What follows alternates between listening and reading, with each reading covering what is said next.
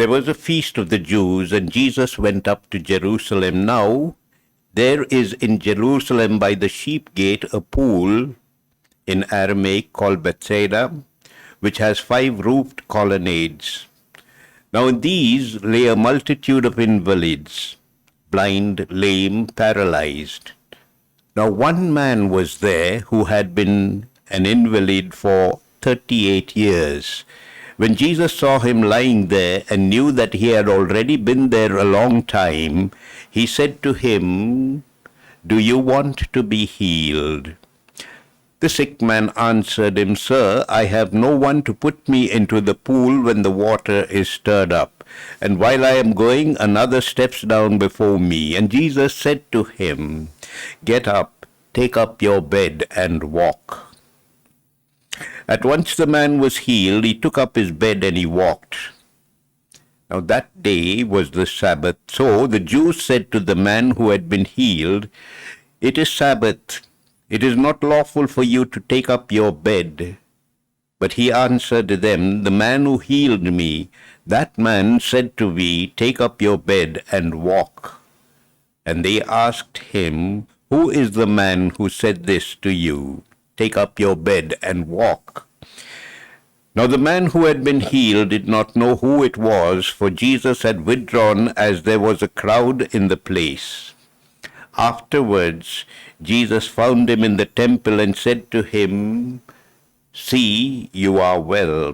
Sin no more, that nothing worse may happen to you." The man went away, and he told the Jews that it was Jesus who had healed him. And this was why the Jews were persecuting Jesus, because he was doing these things on the Sabbath. The Gospel of the Lord, a thought for today. It's festival time in Jerusalem at the temple. And there were huge crowds that milled around the temple premises. And in this crowded place, there was one man, or rather many like him, who were isolated and felt alone. They were invisible to this great crowd that milled around the temple. But the gospel targets or chooses one particular man, a cripple. Now an unknown person breaks into his isolation and touches him at the point of his need. And this unknown person is Jesus. So Jesus asks him if he wants to be healed. He asks him, "Do you want to be healed?" And interestingly, the man does not express a desire to be healed, but rather, since he had found a willing listener and felt himself free to express himself and his woes and worries, so without asking for healing, he begins to pour out his heart to this man who was willing to listen to him. So finding a ready listener, he pours out his heart to the man who is willing to listen. But interestingly, in a crowded place, people like these, the beggars, the lepers, the lame, or those who sat around hoping for the generosity of others, these are the invisible of the earth. And you might say, in our world, who are the people who are exposed to the media? Not people like this. It is the rich, the powerful, those who seek honor and those who seek popularity. They project themselves so that the media will take notice, and the media thrives on these people. But what about the poor? What about the lame? What about those who are home or bedbound? The media ignores them. They are the invisible of the earth. So in a crowded place at the festival, we can understand that some people will go unnoticed. They will be invisible. But this gospel passage challenges you and challenges me just to look around in our neighborhood, or even maybe those living in apartments, to look around to the neighbor who is staying in the next apartment. Or look around in the church community. Sometimes we go to church on Sunday after Sunday and there is a huge crowd milling around.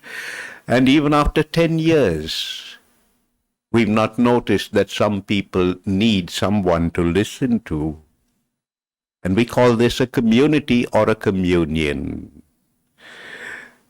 For in this crowd of known people, or in this crowd that is our little world, there is always someone isolated for no fault of their own, or even if for their own fault, there is always someone longing, waiting for someone to listen to their tale of woe. Maybe they do not look for healing. They are waiting for someone to listen to them. And I wonder if we notice, or even if we create a little space and a little time for some of these people, a few of these people, or even one person in your neighborhood, in your Christian community, or in your society. I wonder if we are able to create a little space, a little time for these people. Maybe we are too focused on doing our fasting, our abstinence and prayers and other rituals to make this Lent meaningful.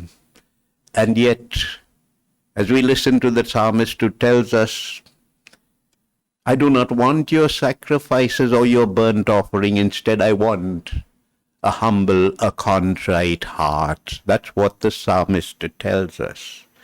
Our contrition will be not so much recognizing God who is out there. It's recognizing God who is beside you and touching him at the point of his need. Yes, God too is in need. He is in need of your touch. He is in need of my touch. He is in need of being listened to. He is in need of you and me. And that I wonder how many of us notice this. My dear brothers and sisters, this reminds me of the story of the Good Samaritan that brings out this particular parable of the cripple very strongly. Now, for instance, we listen and we are so familiar with this story of the Good Samaritan. But there are three questions that are not expressed or exposed or not written in the parable. But if we listen carefully, it is implicit. And these three questions are hidden between the lines. So, one man is injured on the roadside, lying on the roadside. And what happens? The priest approaches and he walks away. Why does he walk away?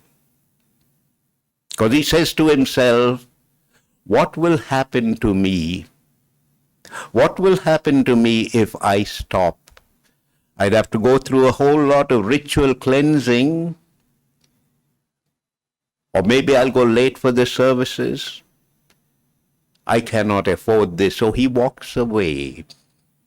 Then the Levite comes along and he sees this man on the roadside and he notices him, but he too walks away. And he asks the same question that the priest asked. What will happen to me if I stop and help this man? And interestingly, the third person who comes into the parable of the Good Samaritan is a Samaritan, a non-believer, a Gentile, one who is unrecognized even by the Jews. And this man also comes and he sees this man lying on the road. But the question that he asks himself is, what will happen to him? Mind you, this man is a merchant, a trader. So the question he asks himself is, what will happen to him if I do not stop? And that moves him to temporarily forget his work, to reach down, to touch, and to take this man and put him in an inn, and there to heal his wounds. And not only that, the Samaritan is so good that he tells the innkeeper, listen, I give you a certain amount of money, and if there is anything more you spend on this man, when I return, I'll pay it back to you. And then Jesus asked them, which of these three now was the neighbor to the man who was injured? Which was the neighbor? My dear brothers and sisters, every Lent offers us an opportunity to touch God.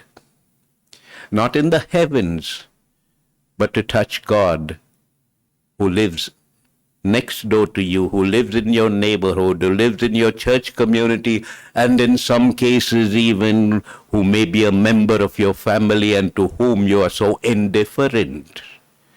Every Lent offers us this opportunity, but what happens is all of us seem to be focused on what we do for Lent. It's good to do fasting, to do penance, to do some extra prayers and extra masses. Okay, it's good.